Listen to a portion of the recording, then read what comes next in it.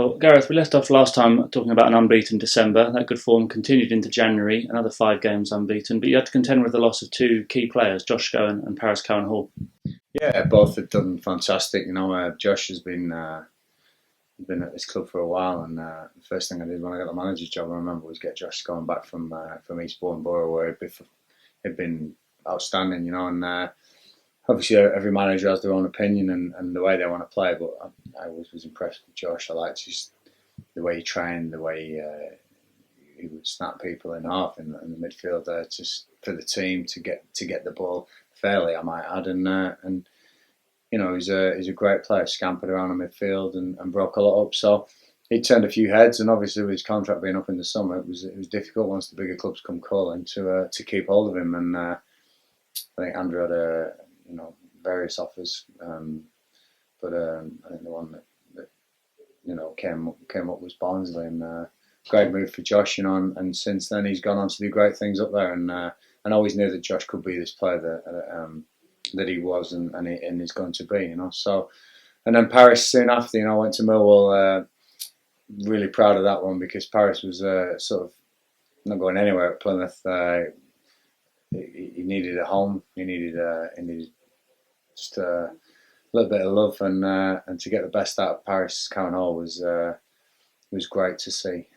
He started the season so well. He's a great character, and to sell him to the Championship was a real proud thing for myself and the coaching staff, because we worked hard on him, and fair play, he worked hard himself and deserved what he got. So it was tough, because two of the best players you've got, you lose. And I wasn't going to say, give me the money and we can go out and get big players. I know the plight of the club, I know where we were. And it went a long way into plugging the gap when Wasps left and from the previous years where we'd lost money. So, it wasn't in vain, but it did leave a couple of holes in the team. And we were lucky enough to acquire some good loans. And Marcus Bean coming in the door was a big one for us. And like I say, around the time Fred, who'd been there already, started scoring freely, and people tended to forget about Paris quite quickly. Although it won't be ever forgotten, Fred really came to his own in January. Yeah, January was an odd month, because throughout the season I think the theme was goals, goals, goals. January, the goals seemed to dry up at both ends. Plenty of clean sheets. Matt Ingram in particular excelling at Mansfield. As you mentioned, Fred playing his part up front and scoring 3 and 3, including a rather bizarre day up at Bury. Yeah, it was a game should never gone ahead there. It was a crazy decision by the officials, and we got up there, and it was one of the worst pitches I've ever seen them played on. But the game went ahead, and like I say, Fred again shone and got us a point up at Gig Lane, which proved very important. Kept us at the top, and like I say, if it wasn't for Fred's goals, we probably would have a very sparse month. Paul Hayes obviously picked up an injury, and his absence from the team as well, I think, plays a big part in creating chances, and it went to show how important Hazy is on form. Had great players around him, but soon need that linchpin to put everything together. And I think when Hazy came back, we started firing again. But as you said, the defence was solid. It's what we build ourselves on. We worked really hard on the defence here, and Baz will be very proud of Matty and what he did last year. And likewise, myself and Dobble with the outfield players. We really tried to keep things tight, go on attack with a real purpose and expression and pace. And sometimes it comes together, and it did last season. Moving into February, the win at Cambridge in the first game of the month racked up 55 points. It was a number that had been talked about all season long as the target for survival. So you got there in the first week of February, but then you hit the buffers slightly with 2 defeats in a row. Was it then important to reassess those targets and reevaluate what was to happen in the months to come? Yeah, it seems so in hindsight. Everyone has a degree in hindsight in football, and when we did have them 2 defeats, we did think, let's give the lads a new focus.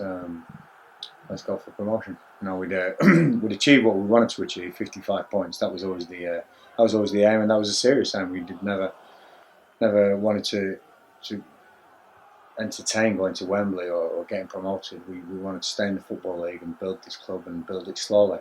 And so to be in the position we were in, we didn't want to say, okay, let's finish top half. We didn't want to say let's try and get in the post. We went right. Let's go for it. Let's go for it. And I think that probably epitomises me as a player and what I'm trying to do here. Let's go for it. It was a great opportunity for us, and we worked so hard up to that point that the lads deserved it. And big call, but I think it was the right call at the time, and we got back to winning ways straight away. And the goals returned as well, obviously with Paul Hayes coming back at the same time. There was a 5-goal thriller at Carlisle, a 4-goal thriller against Stephen into the last minute penalty saved by Matt Ingram. The win at Tranmere with a rather bizarre red card for Matt McClure, and then the draw at Southend. So the unbeaten run picked up again, and the goals returned as well. Yeah, and we want to go score goals. That's what we want to do. Myself and Richard in the summer went through the team, went through where the goals came from, and it's very important you spread them around the team. And the centre halves were scoring. JJ pitches in the midfielders, the wingers, and your forwards. You get the lion's share, but they all count, and they were coming from everywhere. It was great to see, and what we did build on was this solidity we have at the back, and it was it was great to see us scoring freely again, and I really believe we had an opportunity to achieve something that year. There were more standout results in March as well. A 1-0 win at home to Shrewsbury, and the 3-2 win at Luton live on Sky really caught people's attention. By this point of the season, I think the centre-backs were grabbing the headlines, not just for their clean sheets and their defensive performances, but scoring goals as well. Alfie Mawson got one at Luton, Aaron Pierre got the winner at Dagenham. He must be so pleased with their contributions at both ends of the pitch. Yeah, very difficult to find players who'll do that, and Aaron's going to command interest from other clubs. He always is, and we've got him for another 2 years, which is fantastic. I believe Aaron Pierre can get better and better. And Alfie Mawson, I think we were close to maybe getting him until he started scoring those spectacular goals, and his price rocketed. So really, really great to see his centre half scoring. But I think 2 key players that came in those months as well were Sam Saunders and Nico Yanaris. We had this great relationship with Brentford and Mark Warburton especially, and once they became available, they wanted to come here. It was local; they could be kept an eye on, and we didn't have to think twice about the offer of getting those two on loan. I think again it added to the squad. Nico didn't know too much about it, if I'm honest. Seen him play as a young player, but he'd always been playing in bigger teams with bigger players around him who were always taking the limelight. So he was a real grower. But somebody like Sam Saunders, who's a real name in the southeast, with his performances, Dagenham first, then Brentford, and so an eye for the spectacular. It was great to add those two to the squad. Played a big part in what we achieved and where we went. Like you say, the centre halves got the limelight, but I think the real team ethic came together, especially that night in Luton. It was a phenomenal day and night, and remember the build up to it, and it was almost your local derby sometimes. It's almost an Oxford or a big FA Cup tie. It just felt like that night, probably with the TV cameras there. So to turn it on the way we did, and albeit a close game, I thought we really put ourselves on the map in national terms, because plenty of people were watching that night. Everything seemed to be going so well at that point. The Easter weekend was a slight stumbling block, defeats to Oxford and Burton, but there were 2 very contentious refereeing decisions in those games that could easily have swung it the other way. Yeah, I still look back at those, and you think, what if, there's no way the Burton keeper should have stayed on the pitch, and we've had feedback on that, and people agree with us, but you take those. We had some golfers earlier in the season, and you have them go against, but major decisions like that really can dictate your season when it comes down to 1 point at the end of it. Unfortunate. And again, at the Oxford game, Fred Onyedin McLean through, dragged down, and you do wonder sometimes. But like I say, we smile, we dig deep, and we go again, and that's football, and that's what will happen.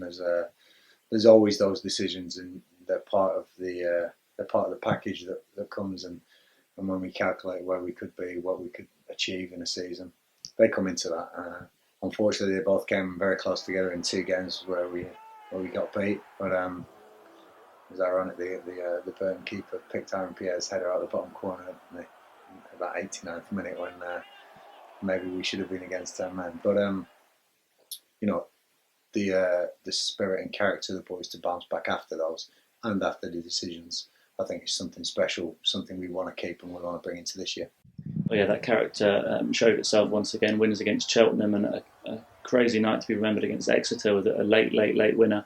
But those two wins came at a cost. Injuries started to take their toll then, because the games at Wimbledon and then against Morecambe at the end of the month, we had a real depleted squad to contend with, and that ultimately showed in the results. Yeah, we always knew that we were dealing with small numbers, and I've said I don't mind dealing with small numbers. I'm forced to, but I don't mind it. I'm not going to complain because this is what we are, and we learnt as a team to have the loans ready to go when we needed them, but also to be able to deal with these sort of small squads and throw on the bench a few times, and it showed. I'm not sure that the games went down to squad size. There was some fatigue knocking about, definitely, but these teams are good sides, Wimbledon's and Morecambe's. Morecambe beat Southend a week later, and they're a good side. Wimbledon are a good side at home, so it's not like I don't want people looking at these games thinking, "Well, we should be beating these teams. We shouldn't be beating any team. You've got to earn the right to beat teams," and that's what we did. No, we scored some spectacular goals. We had a fantastic night where we put the Tuesday night curse to bed with Hayes' dramatic late winner against Exeter, and these are moments in a season where we achieved the points total we did. We definitely exercised a few demons, as I've said earlier in the interview. It was a momentous season where I'm so proud that I was involved in it in a big way. But the boys were fantastic. Coming into the final day of the season, then some people said it needed the miracle of Torquay all over again. We needed to win, results needed to go our way. 20 minutes, I think it was happening. But you have to credit really Bury and Southend both for their form at the end of the season to keep the pressure on. It was unrelenting. Yeah. Ultimately, it was Bury who crossed the line. Yeah, Bury's run towards the end of the game is nothing short of remarkable. David Flitcroft's a friend of mine. We played together at Preston, and they had a real tough season. They had a tough middle part where they fell away, and they did invest heavily in January. I know they've got some big players in. They can afford to have a bigger squad, and that really kicked home at the end of the season for them. I think they won about 8 out of 9 or something. To finally get over the line, and only just. So for us to take a team that win 8 out of 9 games right to the wire, I think we've got to be proud of that. We'll always savour that day at Wembley. Nobody can ever take that away from you. And I still get people coming up to me saying thank you for that day. I just wanted to see Wycombe Wanderers win out at Wembley. There wasn't a prouder man in the stadium when the teams walked out, believe me. And I still feel the hair standing up on my neck to this day. So for me at the end to just walk around and say thank you to everyone is a genuine thing. It was a real together season, and the result didn't go our way, but I think the performance in the day did, if you know what I mean. I was really proud and really pleased, and I think it's a fantastic building block, fantastic platform to go again from. But it might not happen overnight. I keep saying this. We've got a 5-year plan. We're going to stick to the 5-year plan. If you were a business now and you had a successful year, you wouldn't throw everything you've got into the next year, because if it doesn't work, your business goes and you lose your business. This is a business. It has to be run like one. So with the success we had one year, you cannot just go and throw everything into it the next year. It doesn't work like that. Teams have tried. Teams have failed. Teams have fallen heavily through that. And, we'll stick to our plan, slowly.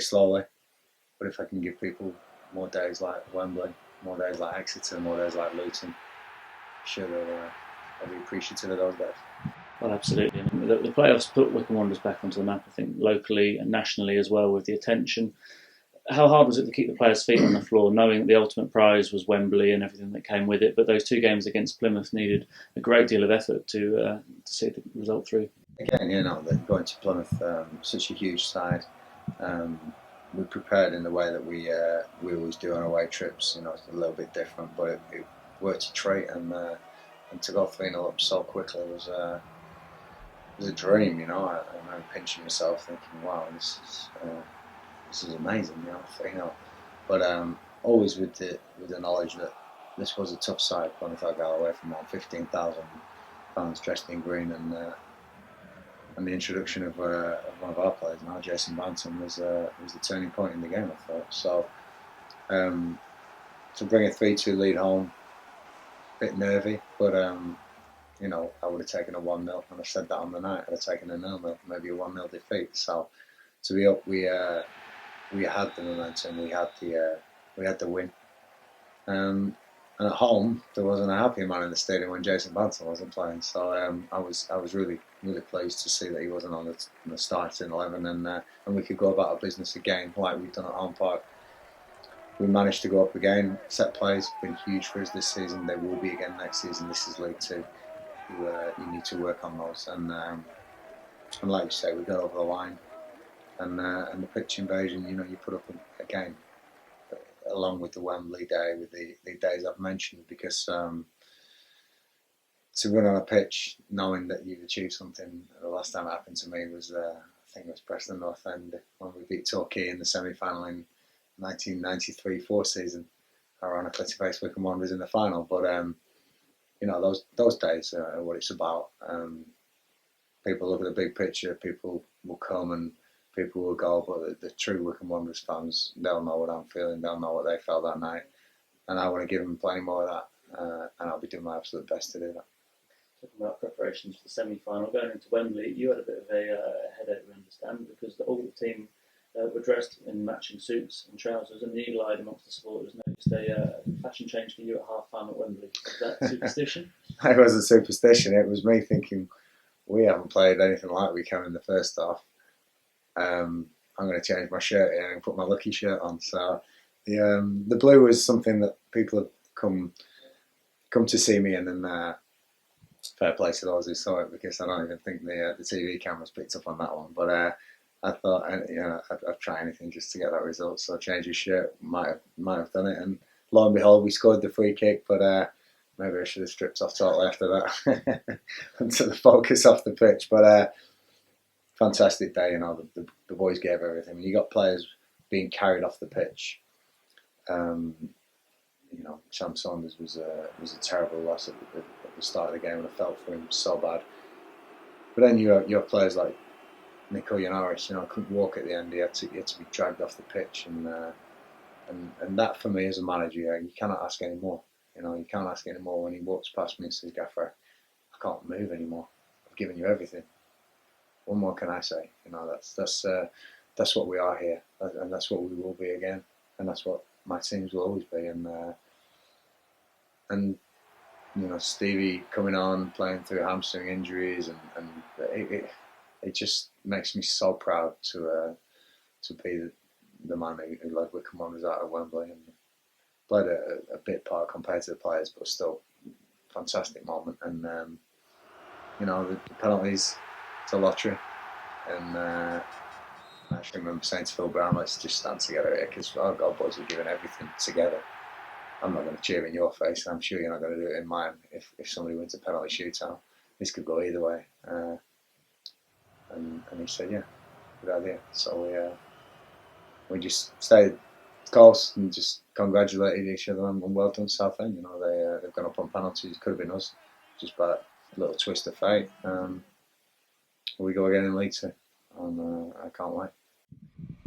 Is there any feeling of hangover or anything from Wembley now that you're back in pre-season training, or do you think that's been put behind the players? No, not for me at all, and not for the players. I think that if we'd have invested everything in going up last year, if we'd have really gone for promotion from the start and said that's what we're setting out to do, then last season could have been a bit of a downer, could have been a bit of a failure.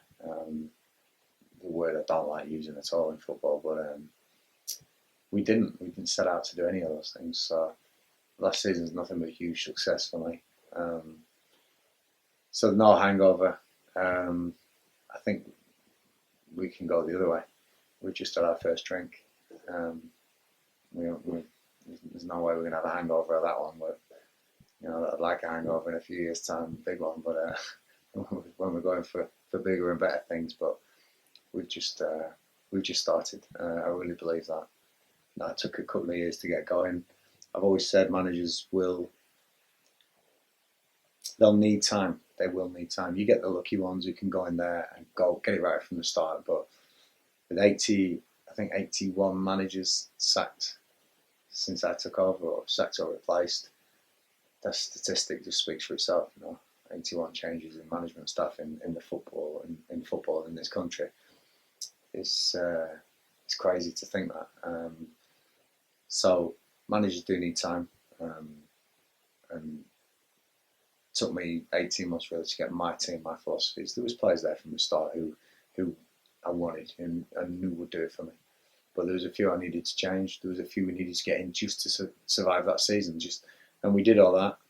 But now we're in this zone where this is the true way that Wycombe Wanderers will be playing under me and under Dobble and Baz, and I think that, like I say, we've just started, and I'm really excited to see what we could become and what we can become. We're going to have a small squad again. We are going to be huge underdogs again, but it's a great tag to have when you think about it. Loan market will be huge for us, and patience again from fans, players, and my staff. I do semi know what I'm doing, and I'll do the best for this club. And I know I've got Andrew Howard right behind me, who again will do the absolute best for Wycombe Wanderers unconditionally. There's nothing we won't do for the club if we can. I'm really pleased to have a great boss like that, and I'll be giving my all to the players, to the staff, and to the fans to make this place a success. Thank you so much to everyone last year for your support. It was a fantastic season, and I really, really do want to recreate some of those feelings. We have our target. We'll be coming up with that soon. We'll let everyone know what we're aiming for, and if we get a chance to go again and have this huge bonus, we'll be going for that as well. But thank you very much. Get behind us. The first pre-season game's only a couple of weeks away, and I know, like most people, I can't wait.